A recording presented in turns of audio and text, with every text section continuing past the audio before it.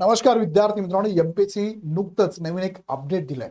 गट क परीक्षेबद्दलचा अपडेट आहे. सो ह्या व्हिडिओच्या माध्यमातून हे अपडेट नेमकं काय समजून घेऊया. परीक्षा पद्धत संदर्भात त्यांनी काय नवीन अपडेट आहे ते पण समजून घेऊया. सो ही नवीन अपडेट आहे. तिकडे जाण्यापूर्वी तलाठी भरतीची बॅच आपली लॉन्च झालेली चालू झालेली आहे. प्रत्येक विषयाला सेपरेट विषयाची फॅकल्टी इथे आहे. तुम्हाला बॅचची फी 2999 रुपयामध्ये अवेलेबल आहे. सगळे फीचर्स या बॅचमध्ये online live plus record batch आहे आणि टीम सह तुम्हाला ही बॅच मध्ये पूर्ण गायडन्स प्रॉपर मिळणार आहे. लगेच जॉईन करा कारण बॅच चालू झालेली आहे. आता मुख्य मुद्द्याकडे तुम्हाला घेऊन जातो. 1 ऑगस्ट 2026 हे प्रसिद्धी पत्रक आहे. यामध्ये त्यांनी 5 मे 2026 जो GR आहे ज्याच्यामध्ये गट क ची सगळी पदं जेवढी आहेत ना ती पदं एमपीएससी मध्ये वर्ग केलेली आहे ते सांगितले. त्यामध्ये त्यांनी परिशिष्ट 28 ते 73चा उल्लेख केला बघा. त्यावरती मी सेपरेट व्हिडिओ ऑलरेडी घेतला आहे. त्यामध्ये काही पदं प्रशासकीय आहेत आणि काही पदं ही तांत्रिक आहेत. ह्या पदांच्या एक्झाम बाबत तर्क वितर्क आपण तेव्हा करत होतो. पूर्व होईल का, मुख्य होईल का, सरळ सेवा होईल, पण ही सरळ सेवेत रूपांतरित झालेली आहे. पण मग ही एक्झाम कशी होणार आहे मग प्रशासकीय आणि तांत्रिक? आता प्रशासकीय म्हणजे काय? ज्या पदांना फक्त जनरली ग्रॅज्युएशन लागतं. एखाद्याला BSc लागतं, एखाद्याला कोणतंही चालतं ग्रॅज्युएशन, एखाद्याला फक्त डिप्लोमाच लागतो, एखाद्याला फक्त इंजिनिअरिंगचा लागतोय वगैरे वगैरे. आणि काही तांत्रिक पद आहे. तांत्रिक पदामध्ये कोणती असतात जसं की MVI चे पद आहे, मत्स्य विकास अधिकारी असेल किंवा भांडारपाल असेल, असे तांत्रिक पद ज्यांना स्पेशल लागतं शिक्षण स्पेशल, बरोबर की ती तांत्रिक पद आहे. ह्या पदांची एक्झाम कशी होणार तर परीक्षा योजनेमध्ये बदल करणे आवश्यक ठरते आणि तो बदल त्यांनी याच्यामध्ये दिलेला आहे. काय बदल आहे थोडक्यात आपण बघूया. बघा पहिला म्हणजे काय थोडं मी एक्सप्लेन करतो तुम्हाला. याच्यामध्ये काय सांगायचं तुम्हाला 4 मुद्दे याच्यामध्ये. बघा परीक्षा योजनेमध्ये समाविष्ट सर्व प्रशासकीय व तांत्रिक संवर्गाकरिता एकच संयुक्त पूर्व परीक्षा घेण्यात येईल. काय सांगितलं त्यांनी या एक्झाम मध्ये? यामध्ये काय सांगितलंय? परीक्षा योजनेमध्ये समाविष्ट सर्व प्रशासकीय आणि तांत्रिक संवर्ग एकच संयुक्त पूर्व परीक्षा. आता आपल्याला बऱ्याच जण असं वाटत होतं की प्रशासकीयची वेगळी एक्झाम होईल, तांत्रिकची वेगळी होईल, पण आता यांनी असं वेळ केलं का? जसं की एक्झाम्पल घ्या, इथे तुम्हाला आता गटकची ऍड आली. यामध्ये तांत्रिक पद कोणतं आहे? MVI चं तांत्रिक पद आहे आणि मत्स्य विकास अधिकारीचं पण तांत्रिक पद आहे. त्यांची आणि जी उरलेली पद आहेत tax assistant, technical assistant, clerk असेल, तलाठी असेल, हे सगळी पदांची पूर्व परीक्षा एकत्र. इथून पुढे पण जेवढेही प्रशासकीय आणि तांत्रिक पद आहेत सगळ्यांची पूर्व परीक्षा एकत्र. म्हणजे आता विचार करा, ह्या सगळ्या पदांची एकच पूर्व परीक्षा असेल तर कितीतरी हजारो पदांची जाहिरात येईल, कितीतरी लाखो विद्यार्थी फॉर्म भरणार आहे. एवढं मात्र नक्की की विद्यार्थ्यांना संधी मात्र मिळणार नाही. कारण एकच एक्झाम आहे, याच्यातनं झालं मुख्याला गेला तर ठीक, नाहीच गेला मुख्याला तर परत संधी नाही तुम्हाला. जी की सरळ सेवेला होती, वेगवेगळ्या एक्झाम होत होती, पण इथे संधी नसणार. पूर्व परीक्षा एकच होणार. म्हणजे प्रशासकीय आणि तांत्रिक यांची एकच पूर्व परीक्षा असणार आहे. हा पहिला मुद्दा. दुसरा, सर्वसामान्य शैक्षणिक अर्हता आवश्यक असलेल्या प्रशासकीय संवर्गासाठी एकच मुख्य परीक्षा. आता लक्षात घ्या, शैक्षणिक अर्हतेनुसार मुख्य परीक्षा एकच. कोणती? सर्वसामान्य शैक्षणिक अर्हता. याच्यात कोण येत आहे? उदाहरणार्थ बघा, आता जरा बघा क्लर्क काय लागतं? एनी ग्रॅज्युएट प्लस टायपिंग चालतं, टायपिंग लागतो, तो पण इकडे येणार आहे. जसं की तुम्ही याला बघा कोणतं इंडस्ट्रियल ऑफिसर आहे, त्याला विज्ञान सायन्स डिपार्टमेंटचा विद्यार्थी लागतो, सायन्स डिपार्टमेंटचा, पण त्याची पण पूर्व आणि मुख्य एकत्र. 2 पद लक्षात घ्या. मी तुम्हाला काय सांगितलंय? इंडस्ट्रियल ऑफिसर घ्या आणि तुमचा तलाठी घ्या किंवा क्लर्क घ्या किंवा टॅक्स असिस्टंट घ्या, बरोबर की नाही? इंडस्ट्रियल ऑफिसरला कोण लागतंय? सायन्सचा विद्यार्थी लागतोय. तलाठीला एनी ग्रॅज्युएट चालतोय, एनी कोणताही चालतोय. क्लर्क आणि टॅक्स असिस्टंटला तुमच्याकडे एनी ग्रॅज्युएट पण चालतो, प्लस त्यांना काय टायपिंग लागतंय, टायपिंगचं सर्टिफिकेट. एकाला 1 लागतं, एकाला 2 लागतं. ह्या सगळ्यांची हे जी पदं आहेत ना, ही कोणती पद आहेत? सगळे ही सगळी पदं जर बघितली तर काय आहे? ही प्रशासकीय पद आहेत. प्रशासकीय पद आहेत. कोणती? प्रशासकीय संवर्ग आहे. पण मात्र त्यांची थोडीशी काय शैक्षणिक अर्हता सारखीच आहे. एनी ग्रॅज्युएट, हा पण ग्रॅज्युएट आहे पण थोडं वेगळा आहे, हा पण ग्रॅज्युएट. या सगळ्यांची पूर्व आणि मुख्य एकत्रच होणार आहे. मुख्य परीक्षा सुद्धा तुमची एकत्र होणार. कोणते? प्रशासकीय संवर्ग. असे प्रशासकीय संवर्ग ज्यांच्यासाठी शैक्षणिक अर्हता, सर्वसामान्य शैक्षणिक अर्हता आवश्यक आहे, बरोबर. तिसरा मुद्दा काय बघा, तांत्रिक संवर्गासाठी विशिष्ट शैक्षणिक अर्हता आवश्यक असलेल्या संवर्गासाठी त्या संवर्गाच्या शैक्षणिक अर्हतेनुसार प्रत्येक संवर्गासाठी स्वतंत्र मुख्य परीक्षा अथवा समान तांत्रिक शैक्षणिक अर्हता आवश्यक असणाऱ्या संवर्गाची एकच सेवा याप्रमाणे मुख्य परीक्षा घेण्यात येईल. याचा अर्थ काय? याचा अर्थ काय बघा, मी डिटेलमध्ये सांगतो तुम्हाला. हा दुसरा मुद्दा कव्हर झाला. तिसरा, तांत्रिक संवर्ग विशेष वेगवेगळी शैक्षणिक अर्हता असल्यास तांत्रिक पद आहे. फॉर एक्झाम्पल एखादं पद घेतलं तांत्रिक पद, मी घेतलंय भांडारपाल, बरोबर आहे, भांडारपाल आहे.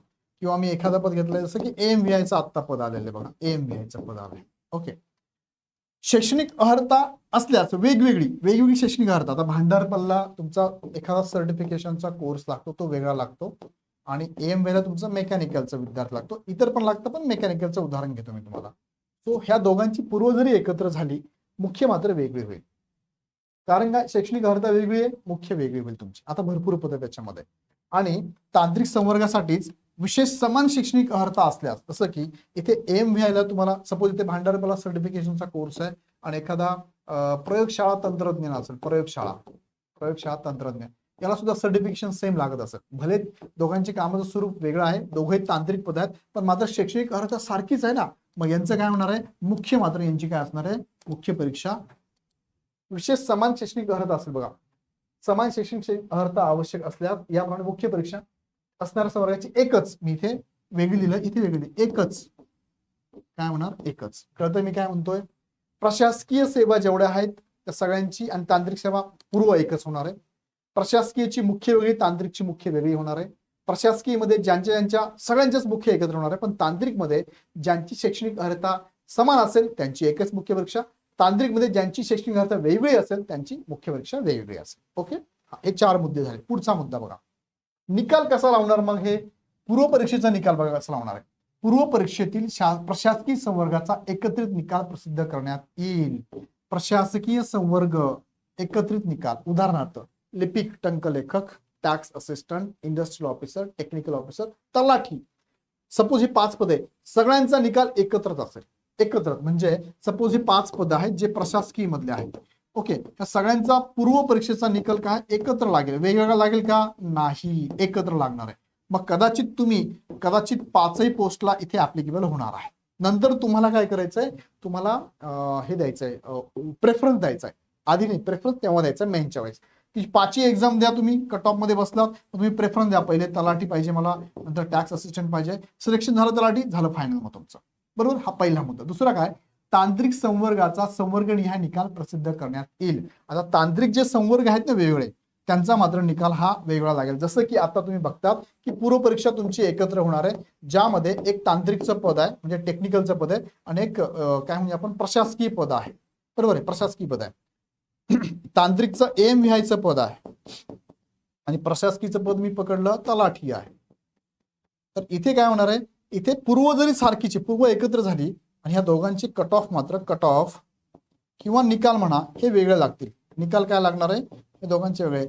इथे तलाठीचं असे 5 पद आहेत अजून, त्यांचे निकाल वेगळे लागेल आणि यांचे निकाल वेगळे लागेल. मग AMVIला पात्र असणारा विद्यार्थ्याचा इथे AMVIला पण पात्र होऊ शकतो, तलाठीला पण मुख्याला पात्र होऊ शकतो, दोन्ही ठिकाणी पण मुख्य तो देऊ शकतो. ओके, कारण काय, तांत्रिक संवर्ग वेगळे निकाल लागणार का, कारण त्यांची मुख्य परीक्षा वेगळी असेल.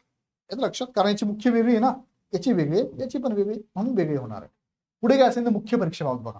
मुख्य परीक्षेचा निकाल संवर्ग सेवानिहाय प्रसिद्ध करण्यात येईल. म्हणजेच संवर्ग सेवानिहाय म्हणजे मुख्य परीक्षेला जसं ते AMVI पद आहे, उदाहरणार्थ इथे अजून एक पद इथे ऍड झालं, जसं की भांडारपालचं पद ऍड झालंय, जे की टेक्निकल पद आहे सपोज, बरोबर, भांडारपाल. सो याचा पण कट ऑफ जो लागेल ना, तो निकाल लागेल ना, तो वेगळा लागेल, याचा वेगळा लागेल, याचा वेगळा लागेल आणि यांचा पण वेगळा लागेल. येतं लक्षात. हा, पुढे काय सांगितलंय, बदलांच्या अनुषंगाने गट क सेवेतील पदभरतीकरिता सविस्तर सुधारित परीक्षा योजना लवकरच संकेतस्थळावर प्रसिद्ध करण्यात येईल. मग आता काही परीक्षा योजना दिल्याच नाही त्यांनी, जसं की AMVIचं दिलंय, पण भांडारपालची मुख्य परीक्षेची योजना कशी असेल, मग ते दिलंय का, नाही. त्यामध्ये टेक्निकल मुद्दा आणि नॉन टेक्निकल दोन्ही असेल का, मराठी इंग्लिश असणार का, ह्याबद्दल ते म्हणतात की आम्ही सविस्तर योजना देऊ, परीक्षा योजना देऊ. ओके, पुढे जाऊया आपण. पुढे बघा, कुणासाठी मग एकच मुख्य आणि पूर्व असणार आहे, कुणासाठी परत एक्सप्लेन करते बघा. 22 जुलैला 2026च्या शुद्धीपत्रकान्वये गट क संयुक्त परीक्षा 2026 गट क सेवेतील विद्यमान संवर्गाव्यतिरिक्त, आता विद्यमान म्हणजे कोणते, टॅक्स असिस्टंट, टेक्निकल असिस्टंट, त्यानंतर इंडस्ट्रियल ऑफिसर, क्लर्क असेल नाही का, एक्साइज असेल, हे जी गट क ची पद आहेत AMVI असेल, त्याच्या व्यतिरिक्त विविध नवीन संवर्गाचा समावेश करण्यात आला आहे, जो की जून 5 मेचा जो GR आहे त्यानुसार गट क ची पद MPSC मध्ये टाकलेली आहे. त्यानुसार सर्वसामान्य शैक्षणिक अर्हता, उदाहरणार्थ मान्यताप्राप्त विद्यापीठातील पदवी लागत असेल, अभियांत्रिकी पदवी लागत असेल, विज्ञान शाखेची पदवी लागत, म्हणजे पदवी लागते, पदवीसह टंकलेखन अर्हता लागते बघा ह्या 5 पदांना. मी तुम्हाला आता म्हणतो industrial officer, technical assistant, clerk आहे, टॅक्स असिस्टंट आहे, एक्साइज PSI आहे आणि आता तलाठी पण त्यात ऍड झालेली आहे. ह्या सगळ्यांना बघा इंडस्ट्रियल ऑफिसरला काय लागतंय, तुमचं सायन्स मधलं बॅकग्राऊंड लागतंय. AMVI इथे दिले टाकले त्यांनी, पण हे प्रशासकीमध्ये येतं का तांत्रिक मध्ये आहेत, बरोबर. हे प्रशासकीमध्ये बोलतोय आपण, बरोबर की नाही. हा, मग यात त्यांनी सांगितलंय इत्यादी आवश्यक असलेल्या संवर्गाकरिता एकच संयुक्त पूर्व परीक्षा, एकच संयुक्त मुख्य परीक्षा घेण्यात येईल. मग AMVI जर सोडलं तर या सगळ्यांसाठी एकच पूर्व परीक्षा आणि एकच मुख्य परीक्षा असणार आहे. एकच पूर्व आणि एकच मुख्य असणार, हा पहिला मुद्दा. विशिष्ट तांत्रिक स्वरूपाची शैक्षणिक अर्हता असलेल्या तांत्रिक संवर्गाकरिता उदाहरणार्थ बघा AMVI, त्यानंतर काय सहाय्यक मत्स्य व्यवसाय विकास अधिकारी संवर्गाकरिता संयुक्त पूर्व परीक्षा व स्वतंत्र मुख्य परीक्षा. म्हणजे इथे जर बघितलं आपण जे दुसरं पद आहे सहाय्यक मत्स्य व्यवसाय अधिकारी AMVI आणि सहाय्यक मत्स्य विकास अधिकारी, या दोघांच्या मेन्स मात्र वेगवेगळ्या होणार आहे. म्हणजे यांची पूर्व एकच, मात्र मेन्स कशी वेगळी. म्हणजे टेक्निकल ह्या उरलेल्या पदांची मेन्स वेगळी, सहाय्यक मत्स्य अधिकारीचं वेगळी आणि AMVI ची तिघांची मुख्य वेगवेगळी असणार आहे. ओके. नव्याने समाविष्ट केलेल्या तांत्रिक संवर्गाची शैक्षणिक अर्हता विचारात घेऊन मुख्य परीक्षेचा अभ्यासक्रम संकेतस्थळावर प्रसिद्ध करण्यात येईल. AMVI चा आहे, पण सहाय्यक मत्स्य विकास अधिकारीचा येईल. मग मुख्यचा सिलेबस काय असेल येतं लक्षात. हा, हे सांगितलंय. पुढे बघा, फॉर्म भरला पुन्हा जाहिरात आल्यास काय. आता हा एक्सप्लेन करायला मुद्दा खरंच काही दिवसापूर्वी करायला पाहिजे होता, पण आता आलाय तो. पुन्हा फॉर्म भरावा का, तर नाही. फी परत भरावी का, नाही. त्यांनी सांगितले बघा, महाराष्ट्र गट क सेवा संयुक्त पूर्व परीक्षा 2026 मध्ये दिनांक 22 जुलैला बघा नवीन 5 पदं ऍड झाली आहेत. तलाठीसह बाकीचे 4 अशी 5 पदं ऍड झाली आहे. नवीन समाविष्ट झालेल्या संवर्गाकरिता आवश्यक असलेली शैक्षणिक अर्हता विचारात घेऊन यापूर्वी प्रस्तुत परीक्षेकरिता सादर केलेल्या उमेदवारांनी त्यांच्या अर्जामध्ये नमूद केलेल्या शैक्षणिक अर्हतेच्या आधारे, हा मुद्दा फार महत्वाचा होता. आता काही जणांनी काय केलं हे केलंच नाही. मी एक्सप्लेन करतो, पहिले हे सांगतो पूर्ण, बरोबर. आधारे उमेदवार ज्या ज्या संवर्गाकरिता शैक्षणिक अर्हतेनुसार पात्र ठरेल त्या त्या संवर्गाकरिता त्याची उमेदवारी विचारात घेण्यात येईल. फॉर्म भरायची गरज आहे का, याच्यावरती बऱ्याच जण प्रश्न विचारले. त्यांनी बघा व्ह्यू करा, तुमच्या फॉर्म भरल्यानंतर जाऊन व्ह्यू करा, तुम्हाला इनबिल्ट दिसतात सगळे, ज्याला ज्याला पात्र आहेत ते दिसतात तुम्हाला. यास्तव प्रस्तुत परीक्षेकरिता जरी नवीन संवर्गाचा समावेश झाला तरी यापूर्वी अर्ज सादर केलेल्या उमेदवारांना नव्याने अथवा पुन्हा अर्ज करण्याची गरज नाही. पुन्हा अर्ज करावा का, ज्यांनी सुरुवातीला फॉर्म भरले बघा, गट कचे सुरुवातीला फॉर्म भरले, ओके, सुरुवातीला, आणि 22 जुलैला नवीन प्रसिद्धी पत्रक घेऊन तलाठी पद असे एकूण असे 5 पदं ऍड झाली. मग यांनी फॉर्म भरला होता, यांना फॉर्म परत भरावा का, त्यांनी सांगितलं नाही आम्ही तुम्हाला ऑलरेडी ऍड करून देऊ. कसं ऍड करू, तुम्ही जी प्रोफाईल बनवली ना प्रोफाईल, त्या प्रोफाईलमध्ये मात्र पूर्ण माहिती भरलेली असावी. त्या माहितीच्या आधारे ज्या ज्या ठिकाणी तुम्ही पात्र आहात त्या ठिकाणी तुम्हाला आम्ही डायरेक्ट ऍड करून देऊ. म्हणजे इथून पुढे पण जर गट कचे अजून पदं ऍड झाली, वेगवेगळी संवर्ग ऍड झाली, तर तुम्हाला काळजी घेणं गरजेचं आहे की प्रोफाईलमध्ये तुमची सगळी शैक्षणिक अर्हता टाकावी लागेल. जर असे काही उमेदवार असतील की शैक्षणिक अर्हता सर मी तर टाकलीच नव्हती, तर तुम्हाला टाकावी लागेल. जर ती ऍड आली तर तुम्हाला कदाचित मग त्या ऍडला तुम्ही पात्र आहे पण तुम्ही प्रोफाईलमध्ये तुमची माहिती शैक्षणिक अर्हता टाकलेली नसेल तर तुम्हाला फॉर्म कॅन्सल करून परत भरावा लागेल. पण आता नाही, जेव्हा ती ऍड होईल तेव्हा, आता काहीच करू नका, लक्षात घ्या. ओके, हा मुद्दा समजला असेल तुम्हाला. पुढे शेवटचा मुद्दा आहे, पदवीधर किंवा अंतिम वर्षाचे उमेदवार फॉर्म भरू शकतात का. तर इथे एक इश्यू झाला होता कुणासाठी, तर जे मत्स्य विकास विषयातील किमान द्वितीय श्रेणीतील पदवी धारण करणे आवश्यक होते ह्या पदासाठी. कोणतं, सहाय्यक मत्स्य विकास व्यवसाय विकास अधिकारी यांसाठी. यासाठी जे बॅचलर इन फिशरी सायन्स पदवीच्या अंतिम वर्षाला विद्यार्थी आहे ॲपियर अर्ज स्वीकारण्यात येत आहे, तथापि सदर उमेदवारांनी मुख्य परीक्षेच्या वेळी शाखेतील किमान द्वितीय श्रेणीतील पदवी सादर करणे अनिवार्य राहील. म्हणजे इथे ॲपियर विद्यार्थी फॉर्म भरू शकत नव्हते, त्यांना आता इथे फॉर्म भरता येणार आहे. ॲपियर विद्यार्थी फॉर्म भरू शकतात. आणि शेवटचा चार्ट आहे, सध्या चालू जाहिरातीसाठी अशी असणार परीक्षा. बघा सध्या टोटल जाहिरात 10 वेगळी पदं आहेत, ज्यामध्ये पहिली उद्योग निरीक्षक, दुय्यम निरीक्षक राज्य उत्पादन शुल्क, तांत्रिक सहाय्यक, विमा संचालक, कर सहाय्यक, याची अजून जाहिरात आलेली नाहीये, खरं म्हणजे जागा नाहीये. विविध नियुक्त प्राधिकारी निहाय लिपिक, टंकलेखक असेल, तलाठी असेल. बघा हे आले होते आधी 5 आणि आता ह्या 5 त्यापैकी ही आलेली नाहीये, लक्षात घ्या. AMVI इथे टाकून देऊन, AMVI आहे त्याच्यात, AMVI याच्यात नाहीये, AMVI मी टाकून देतो. ह्या 5 आल्या होत्या आणि ह्या 5 नंतर आल्या बघा, तलाठी, वरिष्ठ अभिलेखापाल, सहाय्यक अधीक्षक, सहाय्यक मोटर वाहन, ती पण आहे, ओके आहे, आणि सहाय्यक मत्स्य व्यवसाय विकास अधिकारी. सर्व संवर्गाकरती एकच पूर्व परीक्षा होणार आहे, सगळ्यांची